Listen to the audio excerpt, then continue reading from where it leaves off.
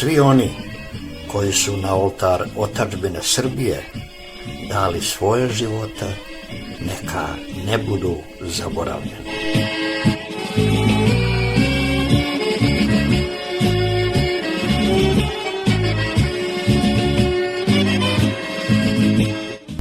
Posvećeno žrtvama Velikog rata i mom ocu Milivoju, nosiocu albanske spomenice, koji je preživeo tu ratnu golgotu. On mi je pričao o strahotama koje je doživeo.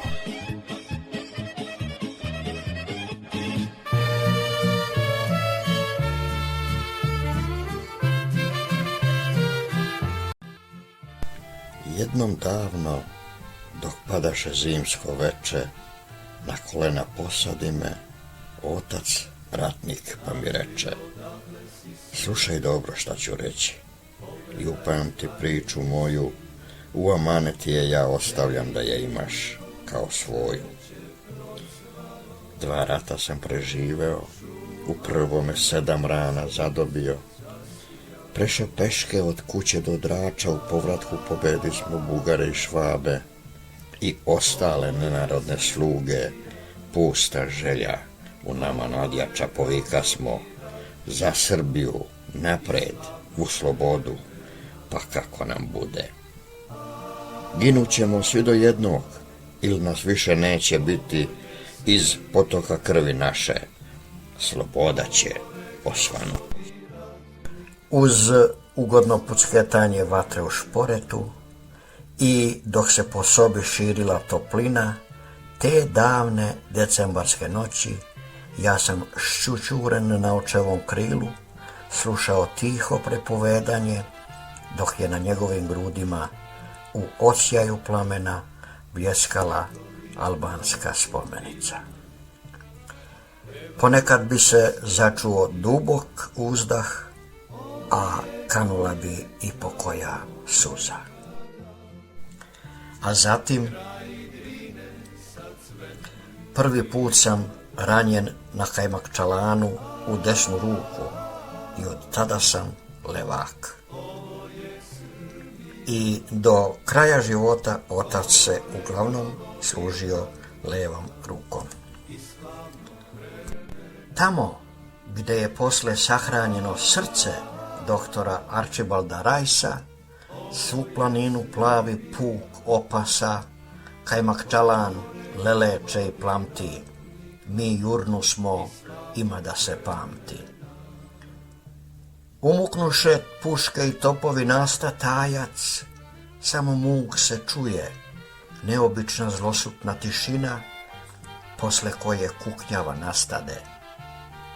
Prolama se ropac ranjenika, oni teških što smrt doziva i oni lakši traže bolničare.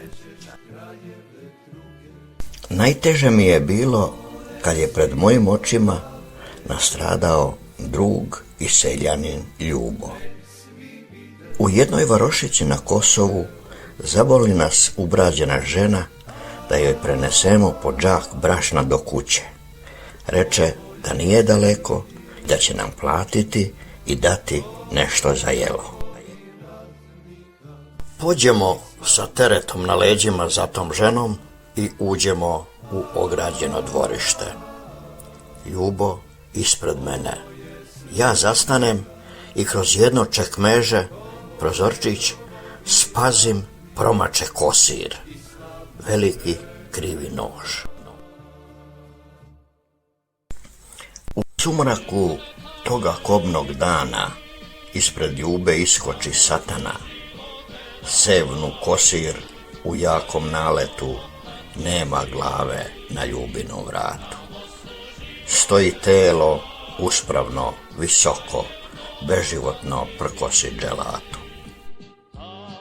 Ja pokušah nazad da se vratim, ispred mene ispreči se bula, u ruci joj kratež i danas ga pamtim, natutkava 2 vučjaka crna, podižući nišan pravcem moga vrata. Nadođe mi iznenadna snaga, bacih brašno razjarenim zveri, ispred mene visoka ograda, ne imadoh kada da je merim, već se nađe s onu stranu pakla gde je mogla biti večna moja raka.